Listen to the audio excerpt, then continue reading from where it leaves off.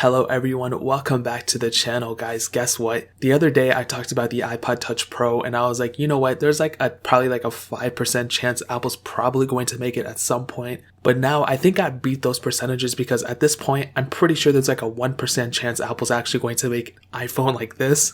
But it's weird because realistically there's a 1% chance, but that doesn't mean they won't take a chance in a different aspect. And I'm pretty much inspired by this because of Vinny Ageskin. Shout out to him and shout out to him for following, bro. It means a lot.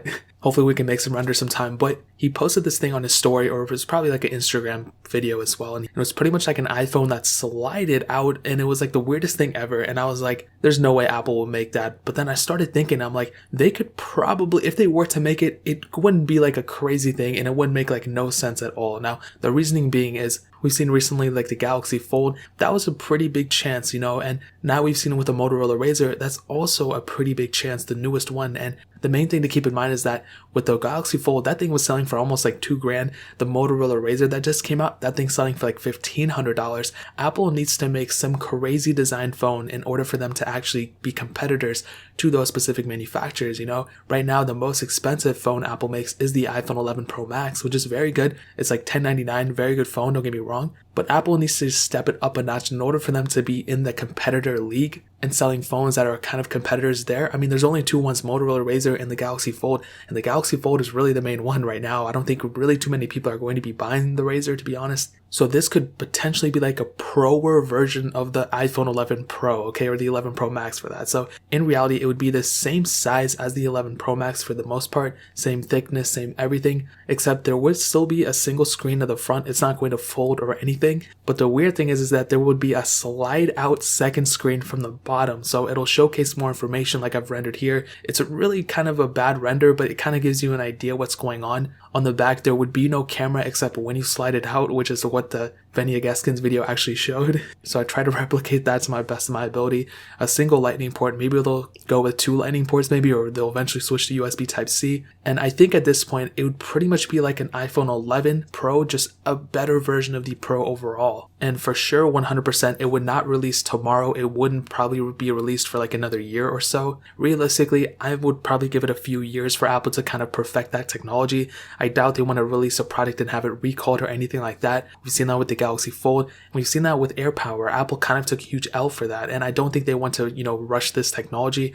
I'm sure they're developing some type of folding phone or sliding phone or whatever the case is. Foldable technology is definitely the main one. And I think that's definitely going to be the one that's going to be happening. I've rendered up some foldable iPhones as well, as you've seen probably in my past video that I did a couple months ago, but I'll show some here as well. And you can see, I mean, the foldable phone makes more sense to me, but I don't think that technology is perfect enough for Apple. I don't think they want to push that to a large scale yet. The sliding iPhone, though, we've had sliding technology forever, and we've had phones that slide with a second screen as well, so this wouldn't be that crazy of a thing in my opinion. Now, like I said, it probably won't happen, but if it did, I think it would be a super interesting process and a huge super interesting concept. Pricing wise, if it were to be made, it would definitely be around that Galaxy Fold price tag. It would probably be around $2,000, probably a little bit more, but it would be around the same price as the Samsung Galaxy Fold. So to kind of put a release date on it, bro, it would probably be 2 to 3 years from now, if anything, for any iPhone to be made at this level. So whether folding or sliding, it would have to be around 2 to 3 years from this point. So that's a quick one. Kind of, I made these concepts after Vinny Ageskin posted his video. I'm like, dude, that's super sweet.